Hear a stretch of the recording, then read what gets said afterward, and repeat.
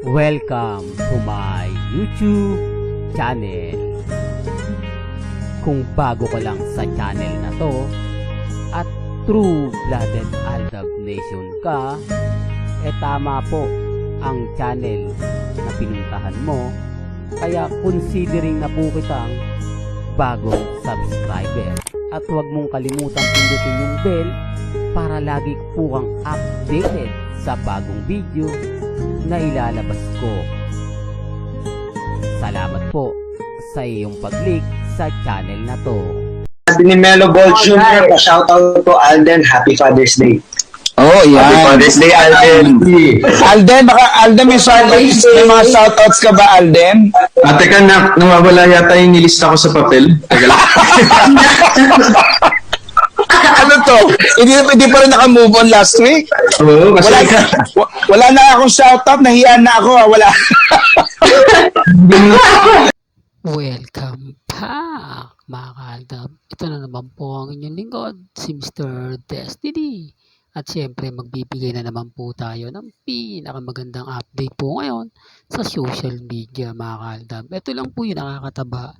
At syempre, masaya po tayo dahil dito po sa part ng video na to, lahat po ng basher ni Mr. Destiny o lahat po ng mga taong affected kay Mr. Destiny, abay may inis na naman po dito. Lagi ko itong sinasabi at paulit-ulit ko itong pinapaliwanag. Ako, mga kaaldab, pagdating po sa social media, 101% na updated po ako. Taliwas to sa mga sinasabi at pahayag po ng iilan. Lalo na nga po, yung mga taong kritiko ni Mr. Destiny. Siguro naman po narinig nyo yung pagbati ni Bentong ng Happy Father's Day kay Alden Richards. Hindi naman lingid sa inyong kaalaman, mga kaaldab, na isa po si Alden Richards sa bumili ng ibinenta dati ng mga damit o mga gamit na pina-mine ni Bentong. Di ba? The real talk, mga kaaldab. Kaya sabi ko sa inyo, Bentong. Pasensya na po kayo, mga kaaldab. Sa dami po na mga taong malalapit kay Alden Richards na isa sa mga natulungan niya. Bukod kay Mark Heras, Christopher Martin, Joros, si Bentong lang po talaga yung naglakas ng loob na batiin si Alden Richards ng Happy Father's Day. Ito, mga kaaldab, boses po ni Bentong yan. Hindi ko to inedit. Baka sabihin nyo, hindi AI yan. Kasi ang dami ng AI ngayon. Walang katotohanan yan. Fake news yan. Lahat ng mga sinasabi niyan, hindi totoo. Totoo po, mga kaaldab. Para lang po malinaw.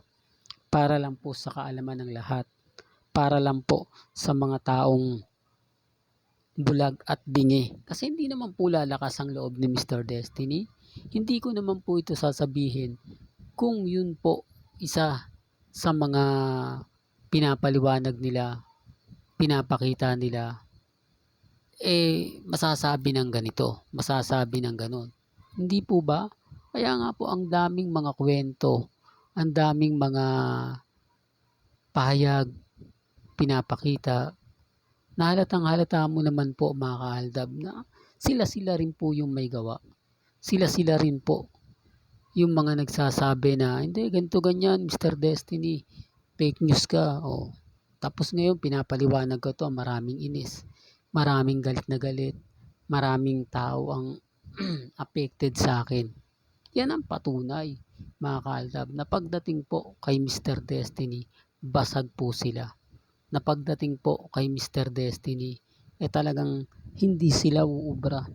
Totoo naman po yung mga sinasabi natin Kasi hindi naman po ito galing kay Alden, hindi naman po ito galing kay Maine, galing po sa malalapit sa kanila. Sino nga po ba ang unang nagpapabagsak? Sino nga po ba yung mga taong naiinis, galit na galit? Ito yung mga affected po sa atin simula't simula pa lang. Ito yung mga taong hanggang ngayon inis na inis. Hanggang ngayon galit na galit. Hindi ko alam, mga kaaldab, kung bakit Dahil pag once na magbigay ako na mga pahayag, lalo na nga po sa mga taong bitter po sa akin. Yung tipong kahit anong gawin ko, kahit anong sabihin ko, hindi nila tanggap. Kahit nagkakaroon na ako ng ebidensya at resibo, kahit marami na nga po ang kumakampi sa akin, abay affected pa rin sila at naiinis pa rin sila. Ganyan sila ka-bitter. Ganyan sila ka-buisit kay Mr. Destiny. Totoo naman po eh. Kung nababasa nyo naman po ang mga sinasabi ko patungkol nga po kina Alden Richards at kay Maine Polkerson, isa po kayo sa makakaintindi, isa po kayo sa nakakaalam at nakakarinig. Di po ba? Kung sino nga po ba yung nagsasabi ng totoo at sino yung nagsasabi ng hindi. Bagamat marami pong kwento ang lumalabas, maraming naiinis, maraming galit na galit, maraming affected. Di po ba? Hindi lang isa, hindi lang dalawa, halos ang dami. Pero wala mga ka-Aldab, andun tayo sa point na tama ka Mr. Destiny. Kasi kung hindi mo naman yan gagawin, hindi mo naman yan sasabihin, eh mababaliwala. Kaya nga po ako ang isa sa naglalabas ng ebidensya at resibo. Galing po mismo sa malalapit kay Maine, sa malalapit kay Alden Richards. Hindi naman tayo kumukuha basta-basta lang. Yun nga lang po ang problema. Hindi nila matanggap na hanggang ngayon matatag si Mr. Destiny. Hanggang ngayon hindi sumusuko si Mr. Destiny. Taliwas sa mga pahayag at kuwento po nila. Kasi ang alam nila mga ka-Aldab, wala eh, hindi ako yung tipong akala nila kaya nila tayong tapusin. Akala nila hindi tayo basta-basta nagpapatinag. Akala nila ganito-ganito lang. Ay hindi, matitinag din yan si Mr. Destiny. Babagsak din yan.